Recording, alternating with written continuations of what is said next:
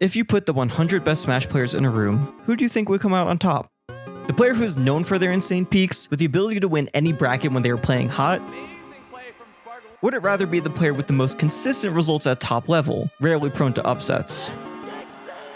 Or maybe it would be a player who had fewer opportunities to prove themselves and can surprise everyone. Add on an additional 2,000 players filled with a bunch of strong talent from across the world, notorious Wi-Fi warriors who have never entered an offline bracket, and Japan's depth of wildcard players, and Kagaribi 13 was granted the mantle of the biggest Smash tournament of all time. 80 of the top 100 in the world flew out to Japan to compete in this tournament for pure glory. That means no prize money, a $0 prize pool, just for the accolade of winning the biggest tournament ever. And with this many names all coming out to compete, you know that the bracket would end up being a mess, the pressure was going to be high, and the sets were going to be cinema. But why this event?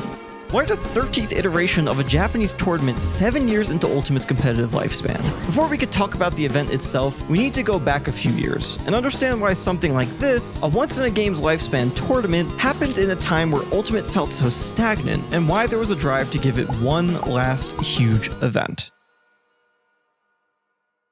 Kagaribi started back at the tail end of 2020, when most of the competition was still out of sorts due to the pandemic. But Japan had a brief glimpse of brevity during this time before going back to lockdown a bit later, allowing for the event series to start. This event was a collaborative effort of tournament organizers with notable experience across Japan's history of events. Its competency, production, and just general hype events led it to growing to become Japan's biggest event series for Smash ever. I'm not going to dive too much into the history of the series from here, as a friend of the channel, Self-Destruct Gambit, has an amazing overview of Kagaribi's history, and you should go watch that video after this. But that still does not fully explain why, as that still leaves the question of why travel to Japan to compete if you can't even win any money from taking the event. Smash, for the longest time, was a very USA-centric game. The country held the biggest events, had the most top players reside there, and was the dominant scene since its conception in Melee back in 2002. But as each game progressed in the series and other countries started to travel out to compete in the US, the stranglehold started to weaken. It was not until 20 years later that the US would feel threatened on holding that centric position in the modern Smash title, and this can be attributed to mainly two things. First is, of course, the COVID-19 pandemic. Due to lockdowns, the scene obviously could no longer hold in-person events and shifted to online tournaments for over a year. And Smash Ultimate's online over big enough distances and inconsistency internet structures in a place like, I don't know, let's say the United States, led to frustration. There was still an active online scene for the game, but the frustration many expressed competing in these events led to players taking breaks or not getting sufficient practice during this time. The situation for Japan was much different. Japan had an online ladder called Smashmate, which a ton of Japan's top players grinded.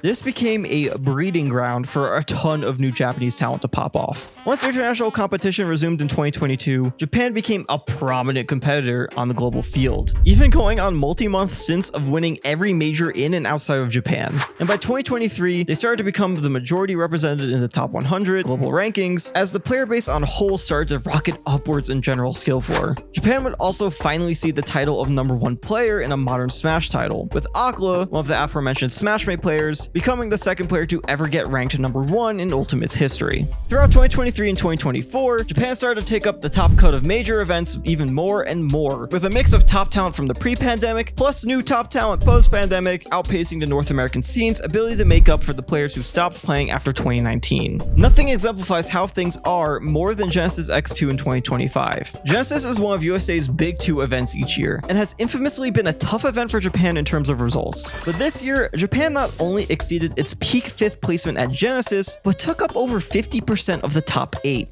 And of course, claiming the event, with Hurt winning his first major in the US. Japan's utter dominance at the top level made a clear message. If you want to get a good rank in the top 100, or even a chance at being #1, you need to compete in Japan at some point. And Kagaribi built itself to be Japan's premier series, making it a prime target for the world to invade. Once LumiRank, Smash Ultimate's ranking system, announced that Kagaribi essentially broke their system as the biggest Ultimate event of all time, the floodgates just poured open. Every player who was somebody wanted to go, and donation drives to get representatives from across the world out to this tournament were getting fulfilled to push this event even further beyond. Kagaribi was the first time Japan has truly had to defend themselves. Yeah, sure, they had players come across and compete Japan before, especially prior Kagaribis, but nothing like this. The intense level of top players from various regions from across the world was nothing like the just a handful of North American players. Early on, expectations were tame. The general thought consensus was Japan would do very well defending as the current top region, home field advantage and all of that. But things started to get interesting in March, as at Battle of BC 7, Japan would stutter. During top 24 of the tournament, no Japanese player was able to win a set against an international player, with Akla being the only Japanese player to even make top 8 and falling at 5th. North America had its first dominant event on its home field in quite some time. We'll just ignore France actually winning the event under Gluttony. That turned some heads, but it wasn't until the week prior to Kagaribi that things were building to be way more interesting on the global stage. You see, Level Up Expo was essentially what would normally be an incredibly stacked Ultimate tournament with international crossover, but Kagaribi overshadowed it in size. That being said, Japan came to the US one last time before needing to defend, hoping to avenge their performance at Battle of BC. And once again, Japan would kind of falter. Two of their best players, Akla and Mia, would find themselves at 33rd. This is also the first time Akla has ever placed in double digits. What the fuck? And once again, despite quite a few of their best in the country in attendance, only one Japanese player managed to make top 8. North America once again was able to defend its home turf. We'll just once again ignore Japan winning the event under Doramigi. Japan may have still won the event, but the message was clear all the same. Maybe Japan wasn't the dominant region. North America has a chance to reclaim their throne. And so, after a series of various smaller Japanese events leading up to Kagaribi occurred, the stage was finally set 1 week later to see how a bunch of players who have never competed in Japan, or potentially even overseas before, would fare to what would be a vastly different metagame and the rest of the world's best in attendance with over 2,000 people ready to go for the gold.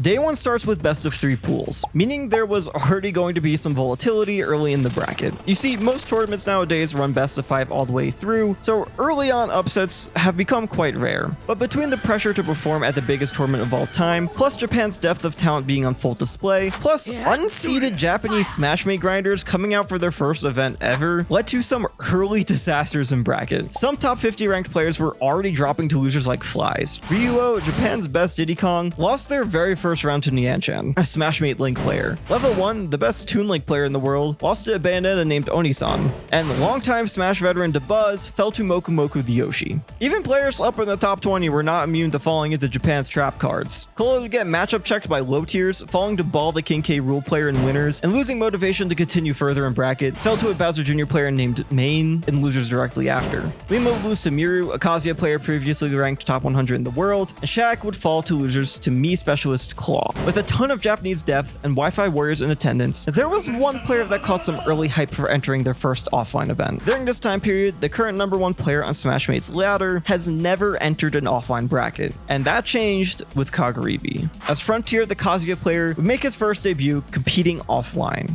He was, for whatever reason, seeded at 2,404, projected to go 0-2 in bracket. But of course, that wouldn't have been the case. He climbs out of winner's side of his day 1 pool, upsetting previously top 50 ranked player Jigaimo in the process. At the start of phase 2 of pools, he fell to losers against another prior top 50 player, Hero, but then on loser's side, he would get a true challenge to showcase his dominance online was not a fluke. To continue in bracket, he had to play Shattuck, ranked number 16 in the world last season. While unfortunately, we only have hand cam footage of this set, it was a pretty close one. While Frontier did not have the experience dealing with the more reactive style of gameplay offline had to offer, he made up for it with his ability to convert on a hit. After a grueling game 5 set, Frontier would come out on top, claiming his first top 20 win. Unfortunately, his run ends before making it to day 2, losing to a strong Japanese Aegis player named Fire, while his performance left a mark on the community, and many look forward to seeing how he does next time he decides to compete in person.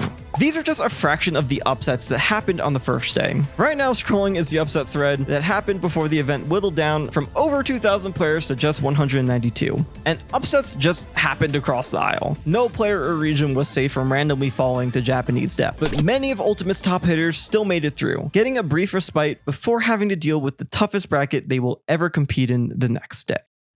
Day 2 is where the best of the best truly came head to head. You see, winning this tournament is not just a big deal for the glory of winning the biggest Smash tournament ever, but would give any player a huge leg up in the race to being ranked #1 in the world. Any player who has already won a major prior to this event would either gain an incredible lead in the race or just straight up clinch it for the ranking period ending halfway through the year. And 2025 has been the most competitive Ultimate has ever been, with 15 different major winners this season, and no player having more than 2 up to this point. Add on on other top players who could jump up pretty high despite not winning a major yet this year, and the race was on.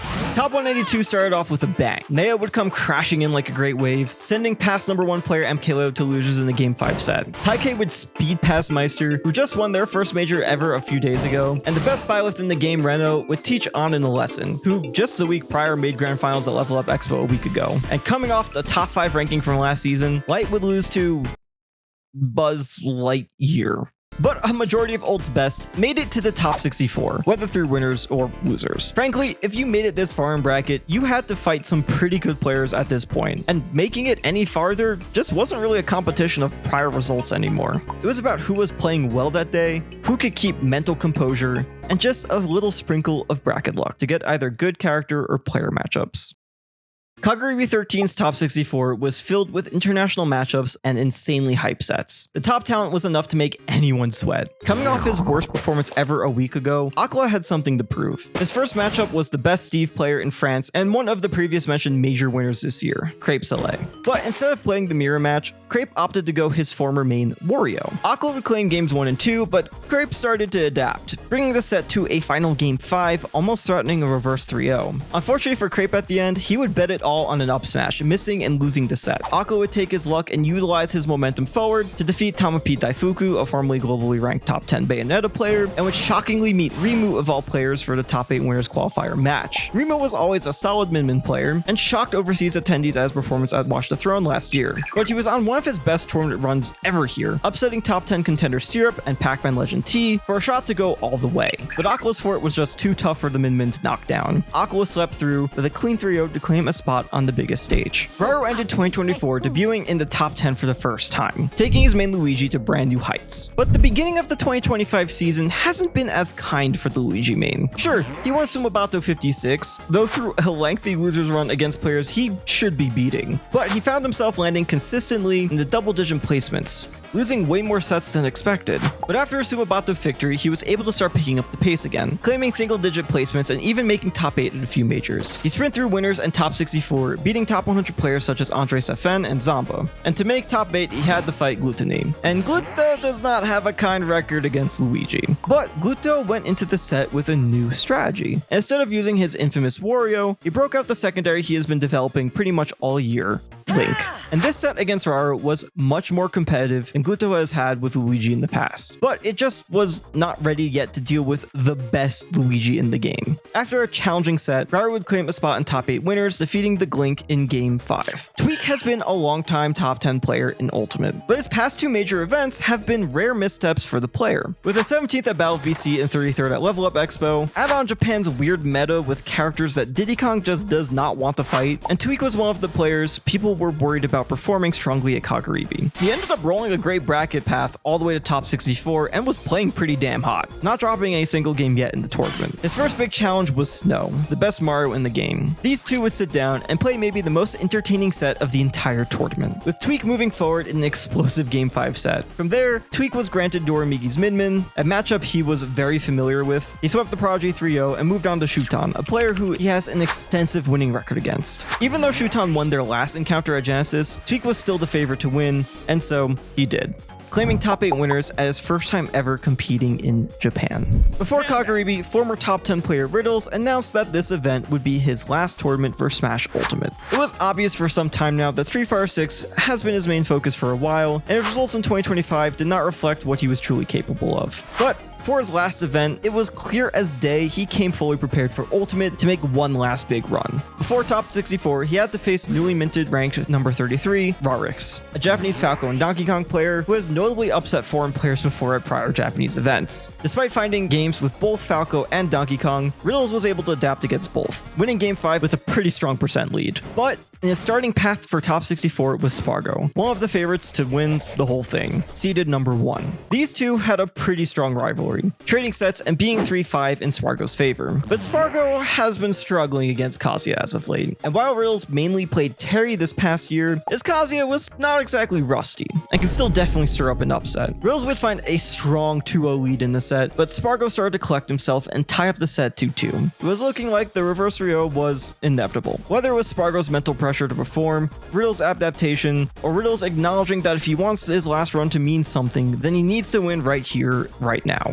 Something shifted this game, as Riddles turned up the heat and dominantly 2-stocked Spargo, sending him to loser's bracket. Spargo would unfortunately run into his current bracket demon MKLeo and was eliminated from the bracket much earlier than expected. The current holder of #1 in the world was out of the biggest tournament of all time. Riddle's run didn't end here though. He next faced Carmelo, a Steve Aegis player who has been disgustingly consistent this year, not missing a single top 8 at a major, even winning his first major ever just a week prior. Riddles also is notoriously not very strong against Steve, but rode the momentum of the upset he caused to end up winning, sending Carmelo to losers in another Game 5 set. One more set for top 8. And Riddle's last opponent to make it was Wrath, a Sonic player who has also not seen a double-digit placement yet this season. Sometimes in brackets, when there are a lot of upsets, one player gets a very clear bracket path to make a deep run. Wrath started with an upset himself, defeating #9 in the world Ashimo, who had recently built a pretty strong record against Sonic players in Japan. But instead of facing his projected matchup of Light, he faced one of those Japanese Sonics, Taike, and cleaned up 3-0 with his vast experience in the mirror match.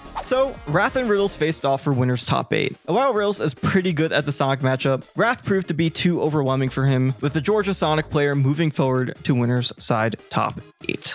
Half of the top cut was determined at this point, with 2 from USA and 2 from Japan matched up against each other. It was looking like North America was finally able to compete in Japan. But would they keep it up in losers? Despite falling to Gluto earlier on in top 64, Mia swept through losers, 3-0ing Yoshidora, Mutace, and Rimu to claim a spot and defend his Kagaribi champion title. Despite his close game with Raru, Gluto would stay undeterred and face off against Tamapi Daifuku for top 8. Now, Gluto has a history with Bayonetta, briefly losing the best player in EU title to Bloom Forever back in 2022-2023. But his experience in the matchup guided him to a clean 3-0 over Tama, giving EU a slice of the top 8 as well. Even though Doramiki kinda got mopped by Tweak, he was still one of the biggest threats remaining to win the whole bracket. He would go against a gauntlet of players, beating MK Big Boss, who shockingly ended up as the highest placing Mexican player at the event, then would find a rematch from Level Up Grand Finals against Anin, and would repeat another 3-1 win, and finally had to face off against Riddles. Having only played once prior at Battle of BC6 a year ago, this felt like a match that could go either way. Would Riddles top 8 another Kagaribi event like he did 2 years ago during his prime? Will Doramiki defend Japan and continue his streak of top 8ing every major he has attended so far in 2025? So unfortunately,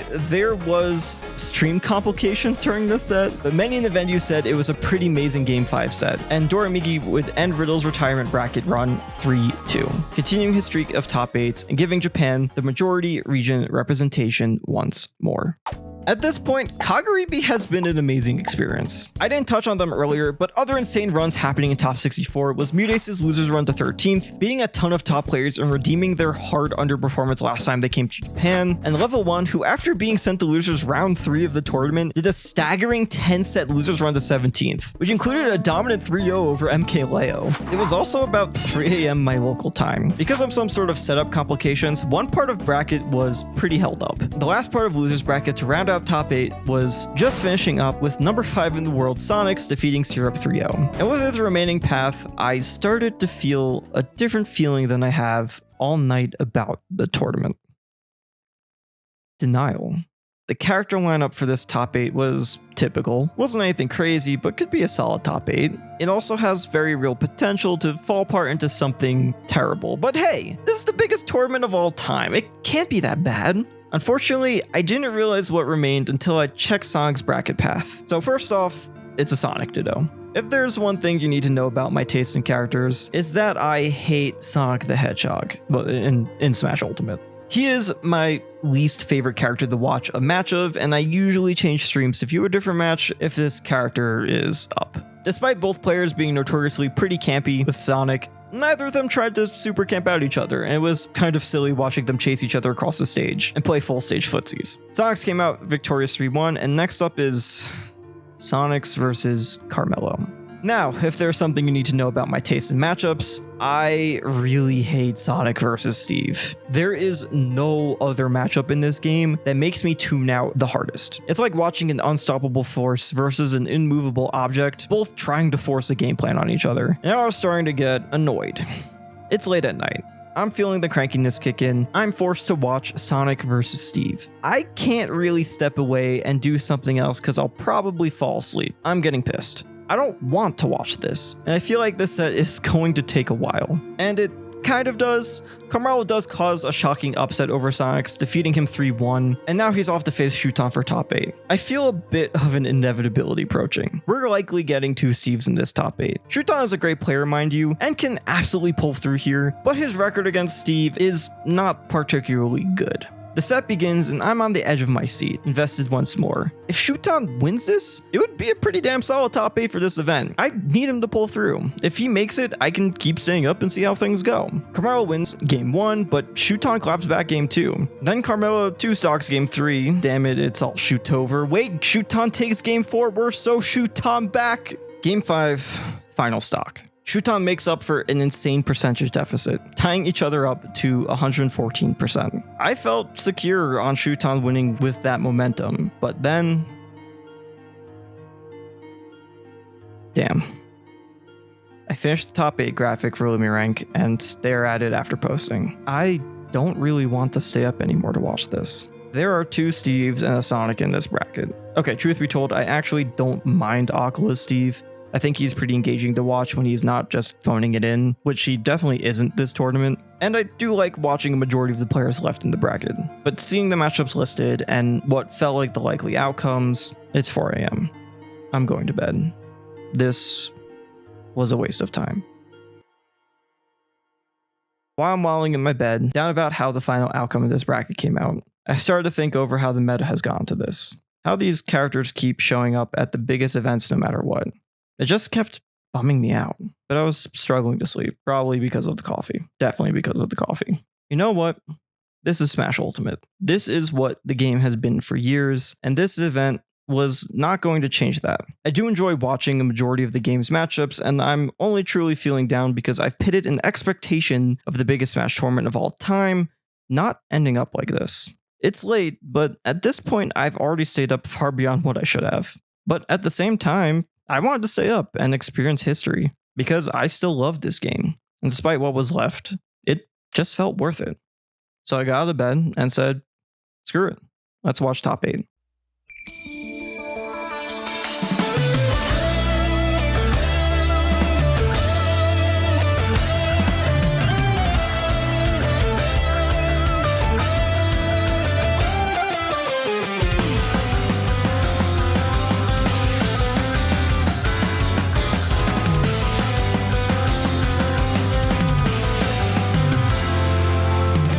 Top 8 started off with just complete trouncings. Despite Carmelo beating Mia the last time they faced off, Mia was playing way too hot and completely burnt Carmelo's remaining chance in the bracket. On the other side of the losers, Gluttony just had 0 answers to Doramigi, and both of these matches ended in a swift 3-0. Winner side started and it was Aqua versus Tweak. These winner sets were going to be a huge determiner and if the rest of the bracket was going to be exciting. And if NA can successfully reclaim the best region in Smash. Tweak has not found much success against top Steves recently and has also just never taken a set from Aqua. But with Tweak grinding the matchup more with Syrup back in his home state, his overall game plan against Steve felt incredibly sound. But at the end of the day, this is definitely not an easy matchup for Diddy Kong, and Tweak will have to outperform Aqua in every metric to get the job done. Game 1, and Tweak does just that, staying in the lead in both percentage and stocks the entire game, winning it off of a forced air dodge into a banana. Game 2, and Tweak is able to continue pushing those leads, utilizing barrels carefully to space himself, breaking the blocks, and capitalizing on any openings when given the opportunities. But then unfortunately gets caught by a minecart against a Steve with a lot of rage built up, and dies the diamond forward smash, giving Aqua game 2. And then in game 3, Aqua finds the first stock. Even though Tweak is able to quickly respond back, it became clear that the tempo has shifted, and Aqua was starting to figure out this new game plan of Tweak's. Tweak is still able to ring out game 3. This is where things get scary though. The longer the set goes for Aqua, the more amount of time you give him to adapt. This is also one of my favorite aspects of Aqua, his insane adaptation to his opponents in games with whatever character he chooses. But Tweak's general game plan is still working. It just needs to close out one more game. Game 4 starts and once again Aqua finds the first stock. He no longer needs the approach and can just farm for good materials, forcing Tweak to deal with walls. By the time Tweak is able to find his first stock, he's already sitting at 80% on the second. And despite Tweak's best effort to make up the percentage deficit, he gave Aqua too many times to learn his openings that game, bringing them to game 5. And Aqua just ends up being too hard to handle, ending the game by calling out Tweak's forward approach with a forward smash. Aqua is now 2 sets away from winning the tournament. Despite frustrations of I and the viewers at the time of Tweak losing this set, after rewatching it for this video, it is actually a really phenomenal set. Even if Tweak didn't win the uphill battle, he put up an amazing fight and showcased how this matchup has potential to be more doable than most think.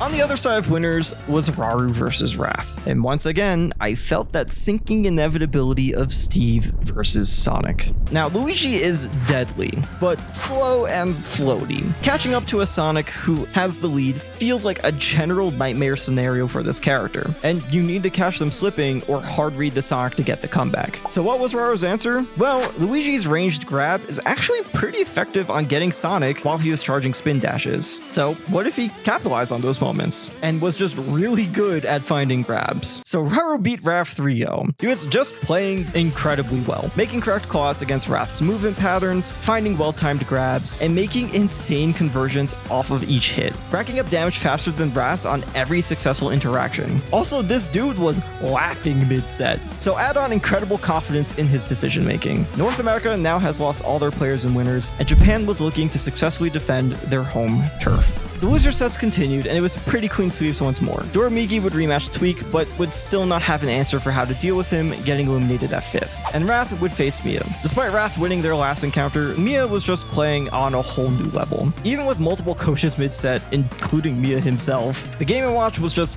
looking unstoppable at this point. Back in Winners Finals was Aqua versus Rauru. These two have been longtime training partners and know each other's game plans inside out. Despite this, Rauru has never beaten Aqua in an actual bracket.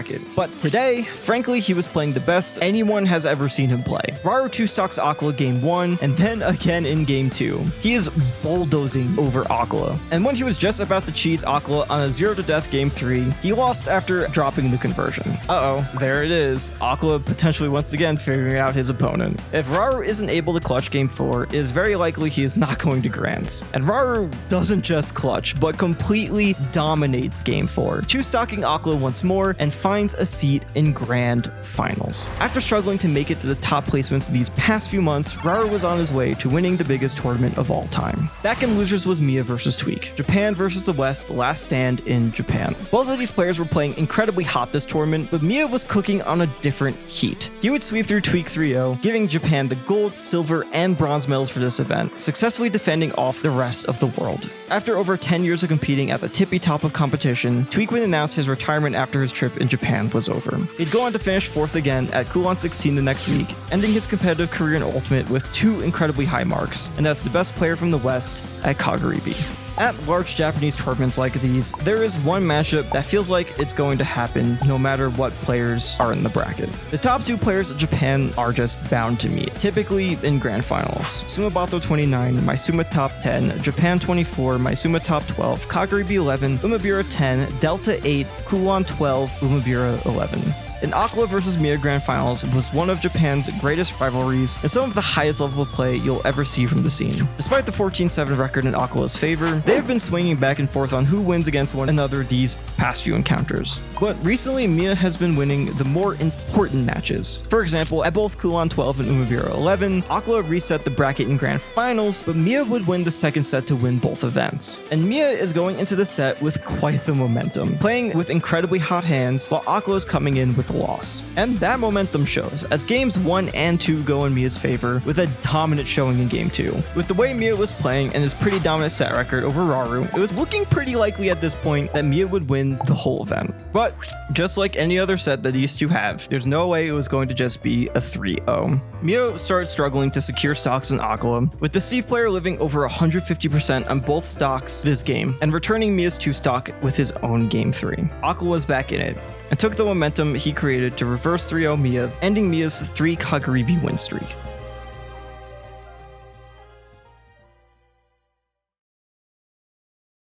So, in Grand Finals, we get the run back. 2 training partners from Kansai, rising up in the ranks of Japan around the same time, duking it out for the title of winning the biggest Smash tournament ever.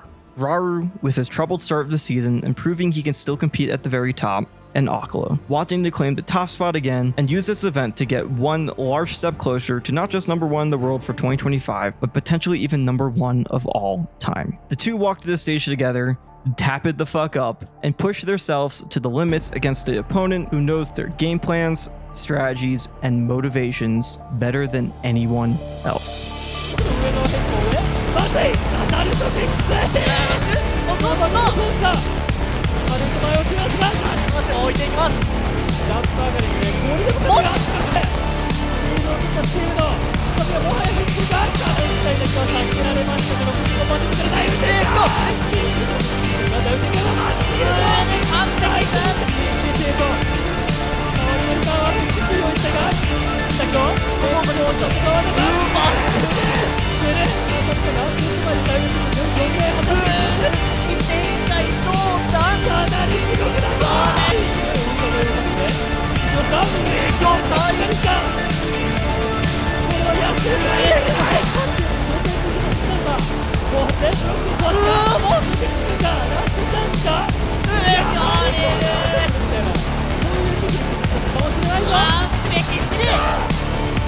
どっちだ決戦だった